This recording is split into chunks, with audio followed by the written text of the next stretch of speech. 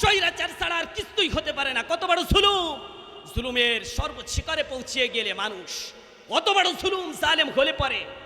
একজন মানুষ কোন প্রকারের জালেম হলে পড়ে, মানুষ জীবিত মানুষগুলিকে মাটির নিচের যেই ঘর তৈরি করে সেই জায়গায় তাকে রেখে আলো নাই বাতাস নাই, তার ভিতরে বছরের পর বছর রাখতে পারে। কত বড় জালেম হলে ক্ষমতা টিকিয়ে রাখার জন্য এই কাজ করতে পারে। স্বৈরাচার ছাড়া এটা আর কিছুই হতে পারে না। কথা বলেন ঠিক কিনা? আমরা দেখেছি 2006 সালে মানুষ মানুষকে পিটিয়ে পিটিয়ে মারতে মারতে একটা মানুষ মারা গেলে আর কিছু থাকে? কিছু থাকে?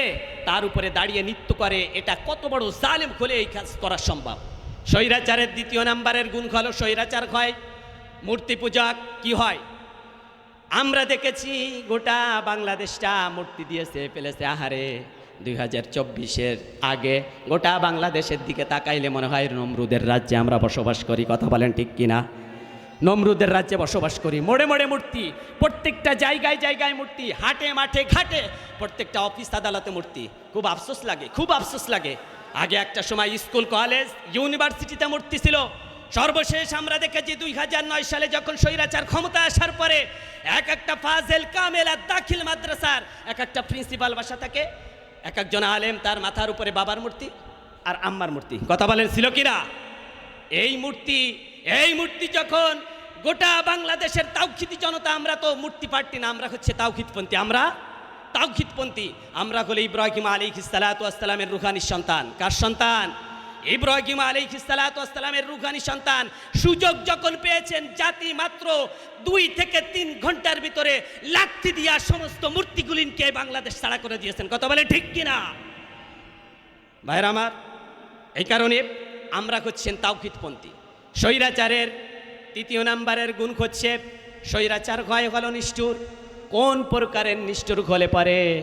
আল্লাহ সুবহানাহু ওয়া তাআলা তিনি বলছেন কোন প্রকারের নিষ্ঠুর হলে পরে একজন মানুষ আর একজন মানুষকে 6 ঘন্টা ধরে পিটাতে পারে।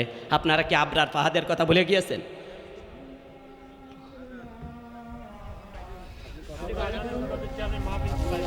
ভাইরা আমার দিকে লক্ষ্য করুন। আবরার ফাহাদের কথা আপনারা ভুলে গিয়েছেন? বুয়েটের মেধাবী শিক্ষার্থী, আহা মুখের ভিতরে দাড়ি, 5 ওয়াক্ত নামাজ পড়ে।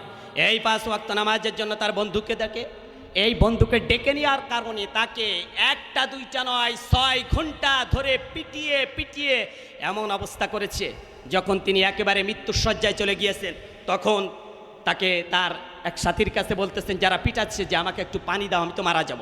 ওই সময় বলতেছে যে এখনও পিটানো যাবে, এখনও পিটানো যাবে, এখনও মারিস না কেন? এখনো কি কারণে তাকে আঘাত করানো হয় না বলেন তো দেখি? কোনো কুকুরকে 6 ঘন্টা ধরে পিটায়? কথা বলেন? কোনো বিড়ালকে 6 ঘন্টা ধরে আঘাত করে? আল্লাহর নিকৃষ্ট এই পৃথিবীতে কোনো শুকরকে 6 ঘন্টা ধরে আঘাত করে?